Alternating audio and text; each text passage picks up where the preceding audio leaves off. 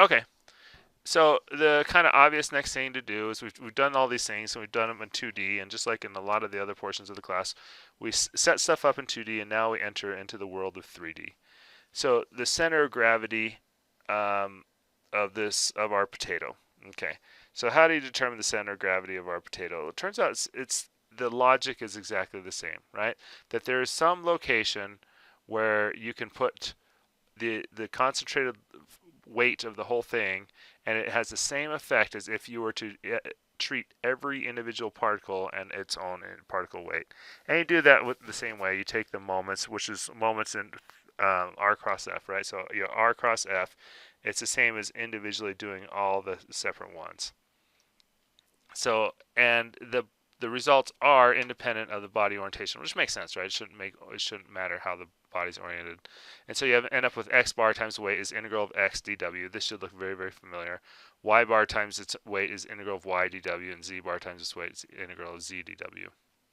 Now, just like before, if we go with homogeneous bodies, so you use nice simple homogeneous bodies, then weight becomes gamma v, and so therefore delta weight becomes gamma delta v, and so you're going to have the weight is gamma v here and dw is gamma delta v. The gammas are going to cancel on both sides, and just like in 2D we can kind of interchange weight and area. In 3D we can kind of interchange weight and volume. Now this is for homogeneous bodies, and we're not always going to be dealing with homogeneous bodies. Sometimes we're going to deal with not homogeneous bodies. You're going to have one of the homework problems in the book is going to have a glass table and aluminum legs, and so those are clearly not homogeneous bodies. There's different things, and when you do that, you have to stay here in this weight. You have to continue to do it here with the weight. But when it is a homogeneous body, you don't have to worry about the weight. You can just jump straight to volume. So just like for areas and lines, we had some tables with some common shapes. It's true here for 3D. So for 3D, we have some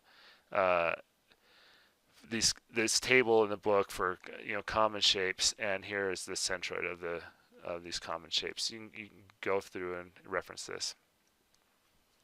Now, composite 3D bodies. Again, this is actually no different than the 2D, right? That the moment of the total weight. So there's somewhere where there's a centroid of this, right? So the moment of the total weight is concentrated at the center of gravity. Well, that's equal to the sum of the moments of all the individual parts, right? So we have this shape right here, right? And so you can say that there is a center of gravity somewhere for this thing, so call it right around here. We can say that the x bar times the sum of all the weight, right? So the x bar times the entire weight is going to give a certain moment about the z-axis,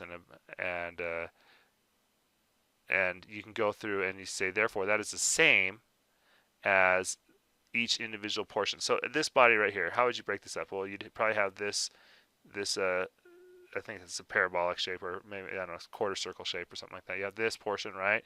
You have this rectangular portion right here. You'll notice you have a couple of cutouts, and we're going to just deal with those as a negative mass or a negative volume, so you can cut those out of there. And then you end up being that the x bar times the sum of the weight is equal to the sum of x bar times weight. So this is the same thing that we've done in 2D.